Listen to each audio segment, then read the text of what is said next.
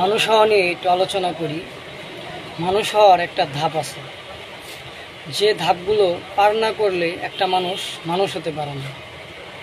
অনেক নবী রাসূলের উপরে জুলুম নির্যাতন হয়েছে ধর্মের নামে, অনেক কিছুর নামে, কিন্তু ওনারা ছিল ধৈর্যশীল। ওনাদের উপরে অনেক অনিয়ম, অনেক নির্যাতন চলেছে, কিন্তু সৃষ্টিকর্তার প্রতি বিশ্বাসী ছিলেন। এটাই মানুষের প্রথম এবং কি প্রথম ধাপ, বিশ্বাস করা। সৃষ্টিকর্তাই সব কিছু সৃষ্টি করেছেন, সব কিছুর মালিক উনি।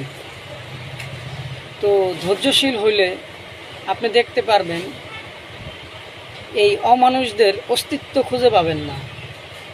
শুধু মানুষকে বুঝতে দিন, সচেতন হন আর ধৈর্যশীল হয়েই থাকুন। সৃষ্টিকর্তা বিচারক এবং কি ন্যায় বিচারক। যা কিছু ঘটান, যা কিছু করেন, এর পিছে ওনার উদ্দেশ্য আছে।